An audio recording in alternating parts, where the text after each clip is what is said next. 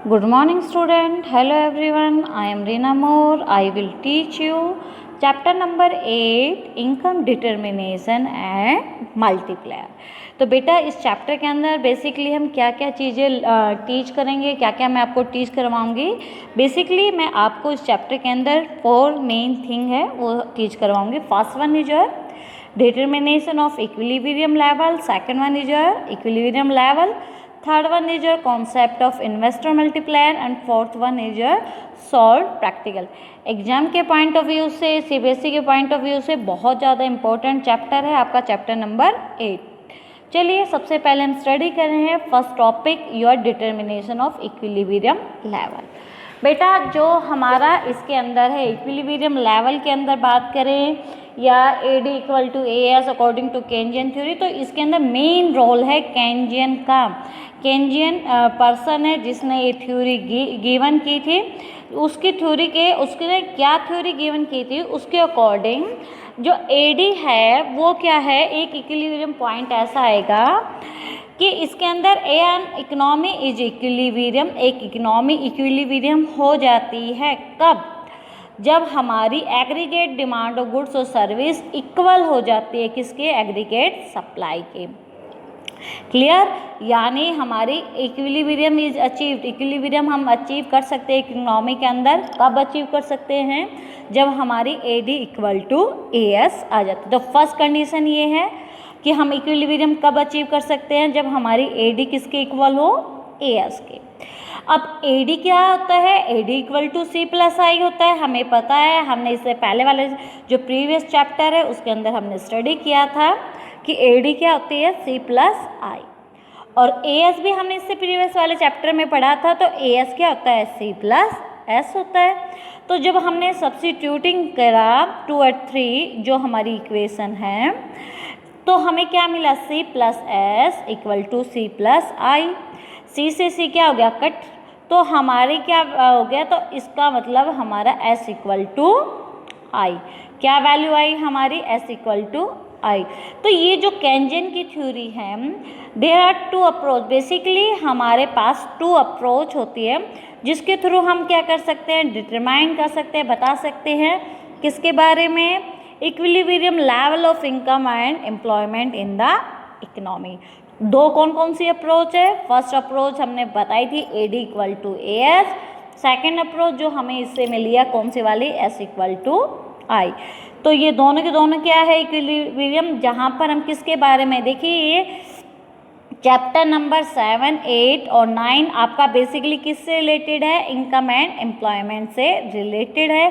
Classical theory है जो एक लिमिट तक आपकी किसने दी है, केंजियन ने।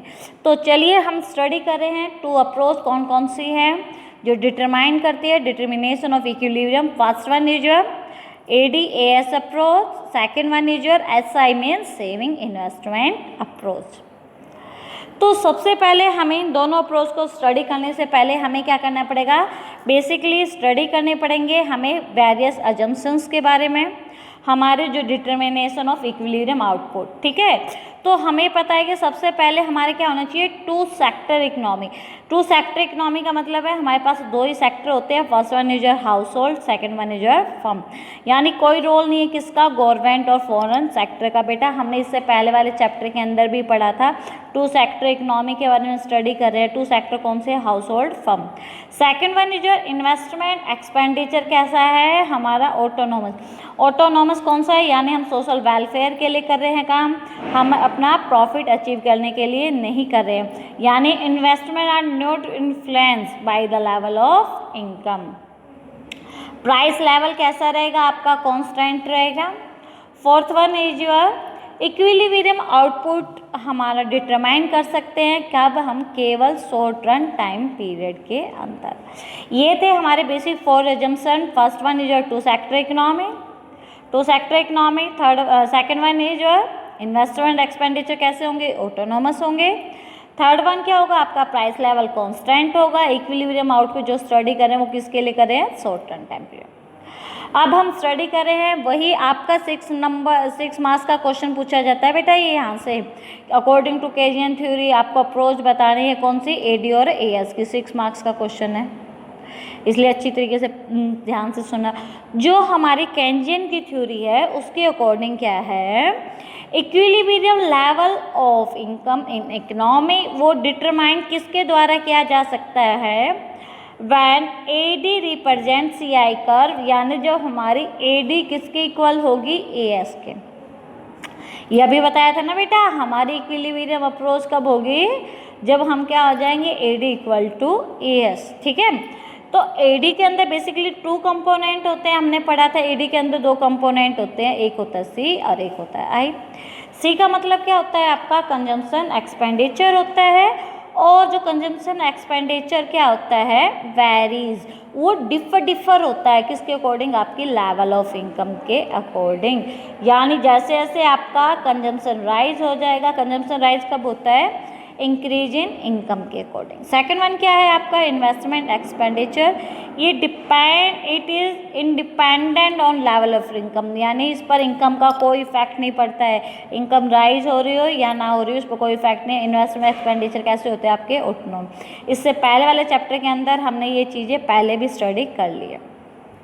जो AD रिप्रेजेंट करता है C+I, अगर हम डायग्रामेटिक रिप्रेजेंटेशन करें तो हमारा डायग्राम के द्वारा हम बना सकते हैं ना, तो हमारा जो AD होता है ये हो गया हमारा AD, जिसके अंदर कॉम्बिनेशन है किसका, C+I का।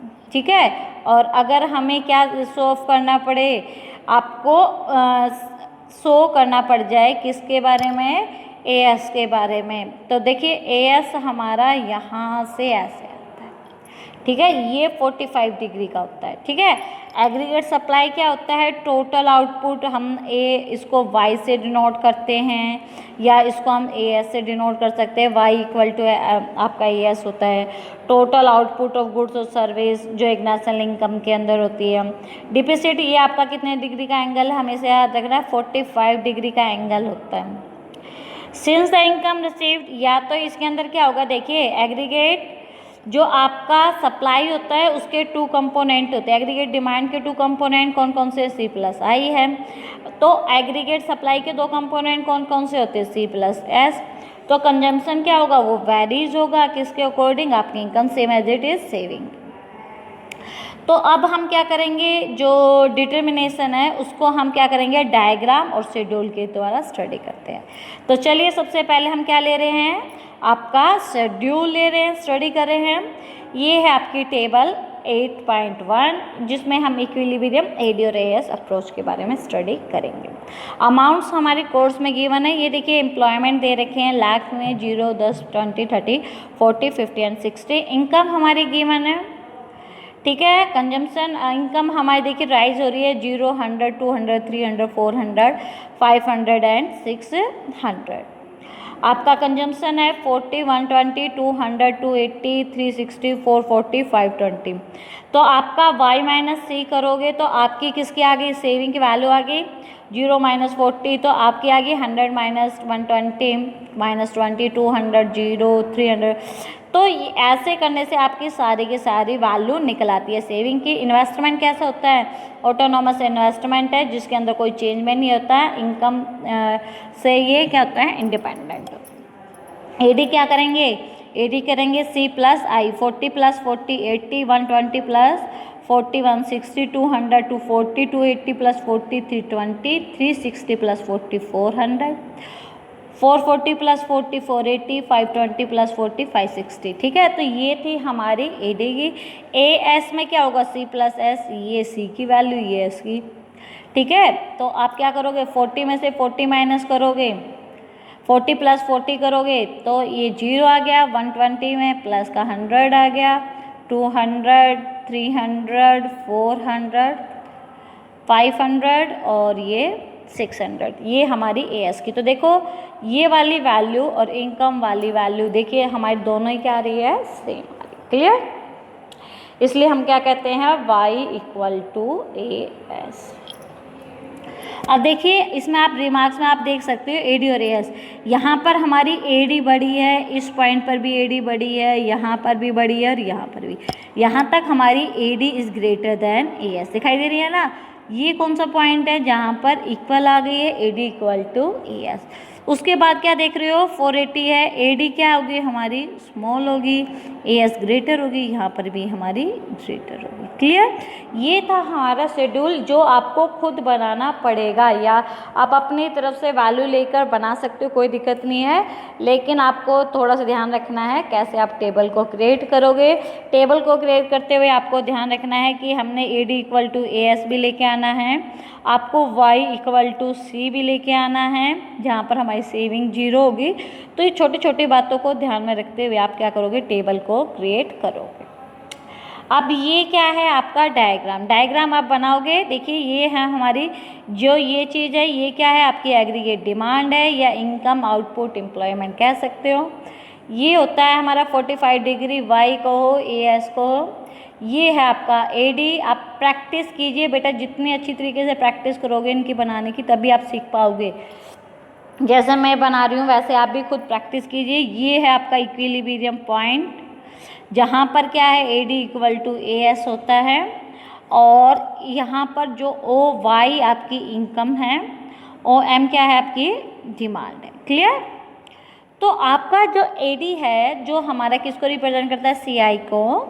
इसके अंदर क्या हो रहा है, डिजायर्ड एडी। देखिए एक्स एंटी एडी कहे, एक्स एंटी के अंदर क्या होता है, planned demand, plan level of expenditure कर रहा है। कौन कर रहा है, कंज्यूमर या फर्म के द्वारा कर रहा है, corresponding to the is level of income. यानी पॉइंट ए पर देखो, आपको पता है ना 45 डिग्री, ये दोनों की दोनों इक्विलिब्रियम हो गए हैं। इक्विलिब्रियम आपका वो पॉइंट है जहाँ पर हमारे डिजायर स्पेंडिंग ऑन कंजम्पशन और इन्वेस्टमेंट इक्वल आ गई है किसके, यानी आपने जितने भी रुपए स्पेंड किए थे कंजम्पशन पर वो इक्वल आ गए आपके आउटपुट के। ओ वाई क्या रिप्रेजेंट कर रहा है, लेवल ऑफ आउटपुट को रिप्रेजेंट कर रहा है। और यहाँ पर आपका 40 यानी जो इक्विलिब्रियम लेवल है, अगर आपके डायग्राम के अकॉर्डिंग बात करें तो देखिए यहाँ पर ये क्या है, इस पॉइंट पर आपका क्या है, एडी इक्वल टू एएस है, यानी 40 तो डिमांड थी और 40 की ही हमारी एग्रीगेट सप्लाई थी। क्लियर? तो उसके बाद क्या है, इसको हम क्या कहते हैं, इफेक्टिव डिमांड कहते हैं। यहाँ पर एडी इक्वल, ये हमारी कौन सी डिमांड है, इफेक्टिव डिमांड है, जहाँ पर इफेक्टिव डिमांड वो लेवल ऑफ एडी होता है जिसमें जो इक्वल होता है एएस के। लेकिन आपने देखा होगा इससे पहले हमारी एडी क्या है, ग्रेटर है, इसके बाद क्या है, एएस ग्रेटर है। तो उसको हम कैसे कर सकते हैं, तो सबसे पहले हमने क्या किया, हमने स्टडी कर ली फर्स्ट सिचुएशन के बारे में, जब हमारी एडी इक्वल टू एएस है। अब हम स्टडी करें कौन से वाले, when AD is more than AS, जब हमारी क्या है, एडी क्या है, ज़्यादा है किससे, एएस से। व्हेन प्लांट स्पेंडिंग, जब हम क्या करें, प्लांट स्पेंडिंग है हमारी, यानी इसके लिए हम क्या कह सकते हैं, ये कह सकते हैं ना AD is greater than AS है। तो यानी एडी का मतलब क्या है, हमारा कंजम्पशन ज़्यादा, यानी हम स्पेंड ज़्यादा कर रहे हैं और हमारी सेविंग क्या है, कम है। तो कंज्यूमर फर्म मिलकर क्या कर रहे हैं, ज़्यादा मोर और मोर गुड्स मार्केट से खरीद रही है और firms are willing to produce. लेकिन क्या होने लग रहा है, जो फर्म प्रोड्यूस कर रही है, plant inventory would be flow, यानी मार्केट के अंदर लोगों ने डिमांड करी 500 गुड्स की, लेकिन सप्लाई कितनी की हो पाई, 400 की।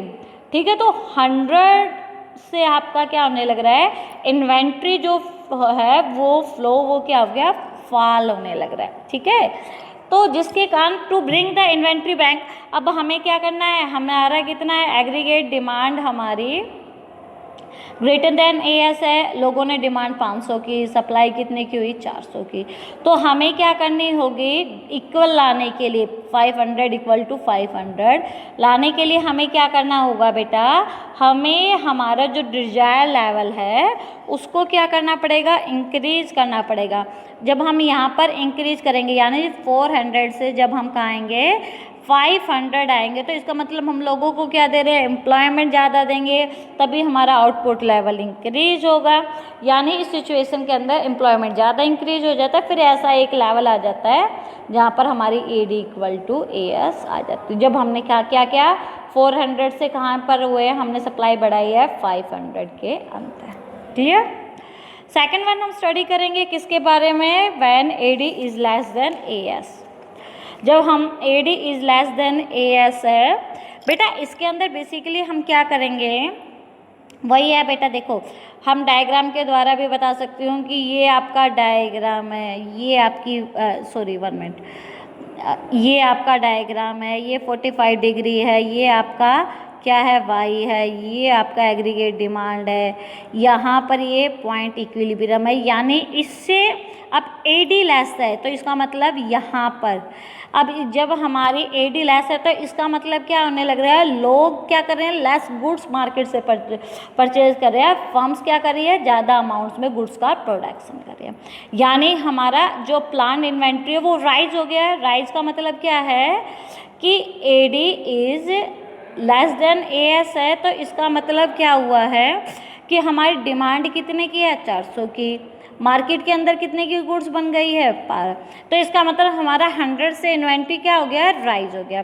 तो हमें क्या करना पड़ेगा, हमें जो अनवांटेड इंक्रीज हमारा 100 से जो अनवांटेड इंक्रीज इन इन्वेंट्री हुई है उसको हमें क्या करना पड़ेगा, घटाना पड़ेगा, यानी नेक्स्ट टाइम प्रोडक्शन करेंगे तो हम कम चीज़ का प्रोडक्शन करेंगे, तो ये प्रोडक्शन को कम करने से क्या होगा, हम लोगों को एम्प्लॉयमेंट कम देंगे, आउटपुट का कम पड़, तो जिसके कारण हमारा धीरे धीरे जो लेवल है, किसके लेवल, जो ये इंक्रीज हुआ था, यानी जो ये इंक्रीज हुआ है ना, ये वाली चीज़, इसको कम करके वापस कहाँ पर आ जाएंगे, इक्विलिब्रियम वाले पॉइंट पर आ जाएंगे। ये था हमारा केंजियन थ्योरी के अकॉर्डिंग हमारी जो एग्रीगेट डिमांड और एग्रीगेट सप्लाई वाली अप्रोच। तो बेटा आज के लिए इतना ही, अगर वीडियो अच्छी लगी है तो लाइक सब्सक्राइब जरूर कीजिए। ओके बेटा, साइन आउट अभी के लिए।